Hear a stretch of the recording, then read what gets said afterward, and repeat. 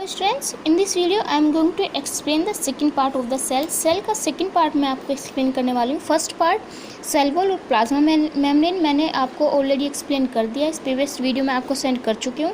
अब मुझे आपको बताना है न्यूक्लियस, सेकंड पार्ट। ठीक, तो न्यूक्लियस क्या है? न्यूक्लियस की फिगर मैंने यहाँ पे बनाई हुई है। ये इनके यहाँ पे नेमिंग देख लेते हैं पहले। ये जो आपको कट नज़र आ रहे हैं, ठीक है, इनको आप क्या बोलते हैं? न्यूक्लियोपोर। This is nucleolus. ये आपको नेटवर्क जो नज़र आ रहा है, थ्रेड लाइक नेटवर्क, इसको आप बोलते हैं क्रोमेटिन। ठीक, ये थ्रेड लाइक नेटवर्क आपको जो दिख रहा है, क्रोमेटिन। नेक्स्ट, ये आउटर कवरिंग जो आपको दिख रही है, इसको आप बोलते हैं न्यूक्लियर एनवेलप। एंड इसके अंदर जो एक लिक्विड मटेरियल फिल रहता है, उसको आप बोलते हैं न्यूक्लियोप्लाज्म। ठीक, अब इनके फंक्शन की बात कर लेते हैं। इन सब का फंक्शन क्या होता है? फर्स्ट पॉइंट क्या आता है आपका? The nuclear envelope separates the nucleus from the cytoplasm. Definitely जो न्यूक्लियर एनवलप है, दैट मीन जो उसकी बाहर की कवरिंग है न्यूक्लियस की, वो न्यूक्लियस को सेपरेट करती है। किससे? साइटोप्लाज्म से। साइटोप्लाज्म दैट मीन्स, अभी मैंने आपको ये वाला पॉइंट नहीं बताया, न्यूक्लियस के बाहर जो आपका लिक्विड पार्ट या सेल के अंदर लिक्विड पार्ट या ऑर्गेनेल्स पड़े रहते हैं, उसी पार्ट को आप क्या बोलते हैं? साइटोप्लाज्म। ठीक, जब ये वाला पोर्शन कराऊंगी तो आपको बहुत अच्छे से ये पॉइंट क्लियर हो जाएगा। तो अभी के लिए इतना बता रही हूँ कि जो न्यूक्लियर एनवेलप है, वो न्यूक्लियस को साइटोप्लाज्म से अलग करता है। ठीक, चलिए नेक्स्ट पॉइंट क्या आता है? Nucleopores allow the transfer of material between the nucleoplasm and cytoplasm. Nucleopore का फंक्शन क्या होता है? जो मैंने आपको कट बताया था, वो क्या करता है? न्यूक्लियोप्लाज्म और साइटोप्लाज्म के बीच में मटेरियल का ट्रांसफर करता है। ठीक है, जो न्यूक्लियस को रिक्वायर्ड होता है वो अंदर जाता है न्यूक्लियस के, जो न्यूक्लियस को रिक्वायर्ड नहीं तो वो बाहर रिमूव कर देता है सेल में। ठीक, चलिए नेक्स्ट पॉइंट आता है न्यूक्लियोलस में बी वन और मोर इन द नंबर।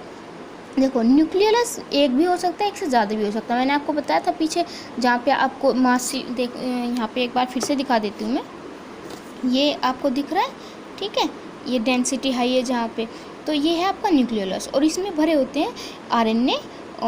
ठीक, आरएनए और प्रोटीन रिच अमाउंट में होता है। चलिए नेक्स्ट है आपका, नेक्स्ट पॉइंट क्या आता है?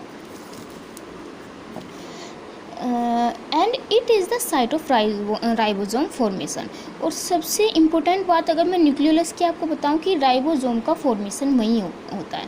ठीक, राइबोसोम्स की फॉर्मेशन की साइट न्यूक्लियोलस ही होती है। इस पर वेरी शॉर्ट क्वेश्चन आपका आ सकता है। तो राइबोसोम फॉर्मेशन की साइट क्या होती है? न्यूक्लियोलस। और राइबोसोम बनते क्यों हैं? दैट मीन्स राइबोसोम क्या काम करते हैं? ये प्रोटीन सिंथेसिस। ठीक, प्रोटीन जो बनती है बॉडी के अंदर, वो राइबोसोम की हेल्प से ही बनते हैं। राइबोसोम प्रोटीन बनाते हैं। ठीक, प्रोटीन सिंथेसिस का काम कौन करता है? राइबोसोम। और राइबोसोम आपके कहाँ बनेंगे? ये आपके बनते हैं राइबोसोम न्यूक्लियोलस के अंदर।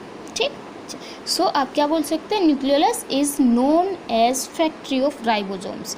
इसलिए न्यूक्लियोलस को आप राइबोसोम की फैक्ट्री बोलते हैं, बिकॉज यहाँ पे राइबोसोम बनते हैं। ठीक, और ये फिर क्या फंक्शन करते हैं? ये प्रोटीन सिंथेसिस का फंक्शन करते हैं। चलिए नेक्स्ट पॉइंट आता है आपका क्रोमेटिन।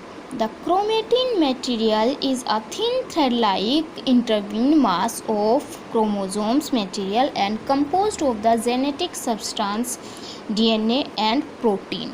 देखो, ये मैंने आपको बताया था कि वो जो आपका थ्रेड लाइक स्ट्रक्चर जो आपको नेटवर्क दिख रहा था फिगर में, वो क्या है? उसको आप बोलते हैं क्रोमेटिन। बट एक्चुअल में जब एक जगह क्रोमोसोम्स इकट्ठे होते हैं तो वो आपको थ्रेड लाइक स्ट्रक्चर दिखती है, नेटवर्क दिखता है। लेकिन एक्चुअल में वो जो नेटवर्क है वो किससे मिलके बना है? वो क्रोमोसोम से मिलके बना है। ठीक, और एक सिंगल क्रोमोसोम की अगर मैं बात करूँ तो ऐसा होता है क्रोमोसोम। क्लियर?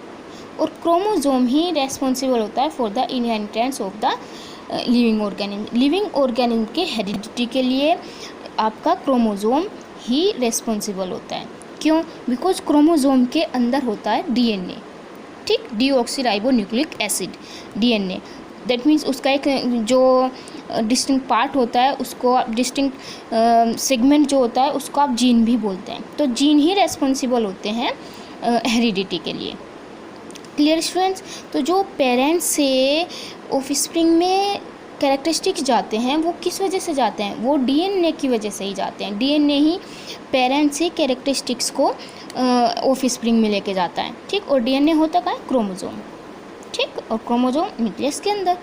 ये क्रोमोसोम की फिगर है, यहाँ पे आप देख लो, ये इधर आपको एक आर्म इधर दिख रही है, एक आर्म इधर दिख रही है, इनको आप बोलते हैं क्रोमोसोम आर्म, ठीक। और सेंटर में ये वाला पोर्शन होता है सेंट्रोमियर, ठीक। और यहीं पे क्या होता है, डीएनए प्रेजेंट होता है। Clear students? चलिए, न्यूक्लियस आपका कंप्लीट हो चुका है। Thank you students.